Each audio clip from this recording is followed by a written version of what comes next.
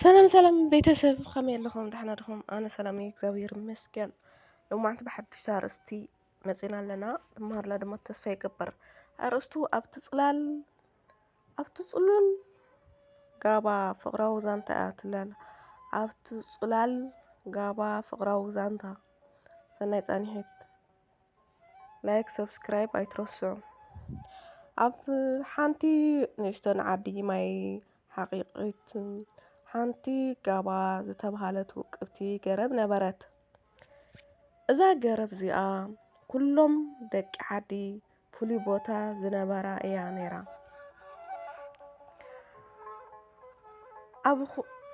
ኣብ ትሕቲኣ ብዙሓት ፍቕራዊ ቃል ተኣማሚኖም፣ ብዙሓት ሽማግለታት ዓብይ ነገር መኺሮም፣ ብዙሓት ቆልዑ ድማ ተፃዊቶም እዮም።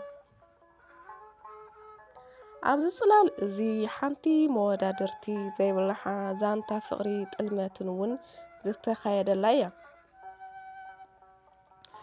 ሳምራዊት ወርቃዊ ፀጉሪ ከም ፀሓይ ዘንፀባርቕ ዓይና ድማ ከም ጥሉል ሰማይ ዘብርህ ጓል ሓደ ሃብታም ነጋዴ ነበረት።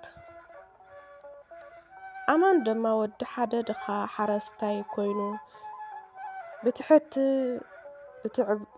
ብትብዓቱን ሓቀኝነቱ ኣብ ዓዲ ዝፍለጥ መንእሰይ ነበረ።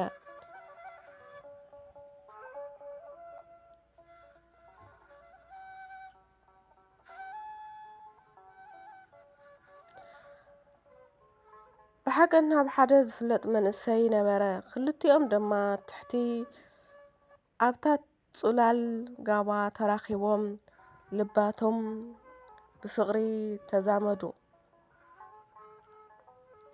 ኣብቲ ቦታ እቲ ንሕድሕዶም ናይ ዘለኣለም ፍቕሪ ቃል ኪዳን ዝተኣታተው። ኣማን ሳምራዊተይ ከምዛ ጋባ ንፀሓይ እተፅልል ኣነ ድማ ንዓኺ ኣብ ኩሉ ክፉእ ክከላኸለልኪ እየ በላ።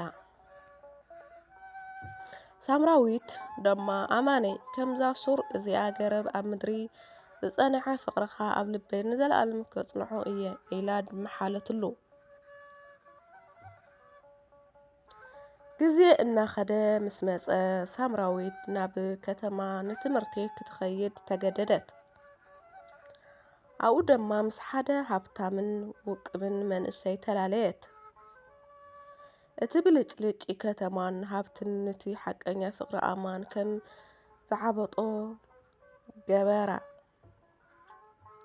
ቀስ ብቐስ እቲ ቃል ኪዳን ኣብ ትሕቲ ጽላል ጋባ ዝተኣሰረ ከም ደመና ክበንን ጀመረ።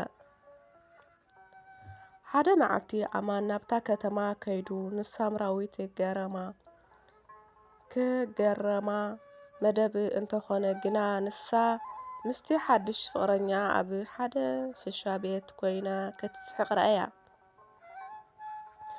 ልቡ ከም ብልሓት ስንቂ ዝኣተዎ ተዘዝ በሎ። እቲ ዝኣምኖ ኣኽናፍ ፍቕሩ ኣብ ቅድሚ ዓይኑ ክረግፍ ረኣዮ። ብዙሕ ጥልመት ዝሰከሮ ኣማን ናብ ዓዱ ተመለሰ። ኣብቲ ጽላል ጋባ ኮይኑ ነቲ ዝሓለፈ ጥዑም ግዜ እናዘከረ ብጓሂ ተዋሓጠ። እቲ ቦታ ተስፋን ፍቕርን ዝነበረ ሕጂ ናይ ጥልመት ስቃይን መዘኻኸሪ ኮኖ። ሳምራዊት ድሕሪ ግዜ ነቲ ሓቀኛ ፍቕሪ ኣማን ተረዲእዋ ናብ ዓዳ ተመለሰት። እንተኾነ ግና ንኣማን ኣብቲ ጽላል ጋባ ኮይኑ ካብዛ ዓለም ብሞት ተፈልዩ ረኸበቶ። እታ ጋባ ሓደ እዋን ናይ ፍቕሮም ምልክት ዝነበረት ሕጂ ናይቲ ዝሕዝን ዛንትኦም ናይ ዘለኣለም ምስክር ኮይና ትነብር ኣላ። ደቂ ዓዲ ክሳብ ሎሚ ኣብቲ ጽላል ጋባ ሓቀኛ ፍቕሪ ተወሊዱ ኣብኡ ድማ ብጥልመት ተቐቢሩ እናበሉ ይዝንቱ።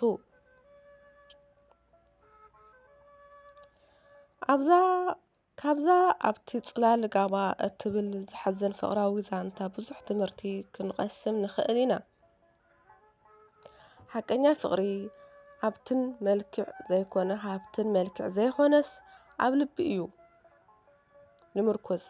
ሳምራዊት ብብልጭልጭ ከተማን ሃብቲ ሓድሽ ፍቕርን ተታሊላ ናይቲ ናይ ኣማን ጽሩይ ፍቕሪ ሕጂ ከዓ ሃብቱ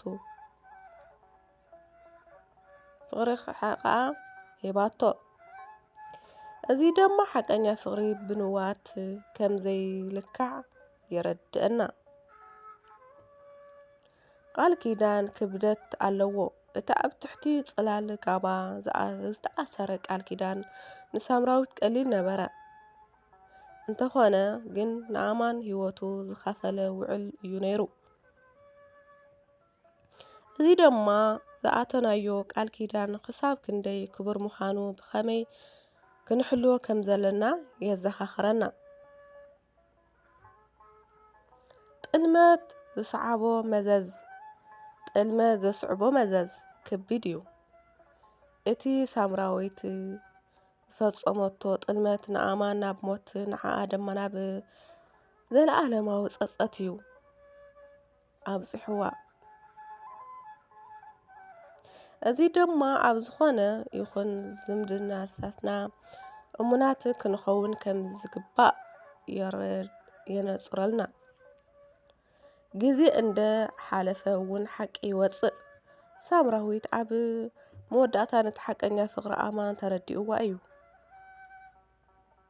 እንተኾነ ግን እቲ ሓቀኛ ክትፈልጦ ከላ ግዜ ሓሊፉ ነበረ። ሓቂ መዓልቲ ሓልዩ ከም ዝወፅእ ውሳኔታት ድማ ብግቡእ ክንምዝን ከም ዝግባእ ንመሃር። ተፈጥሮ ናይ ሰብ ምስክር እያ።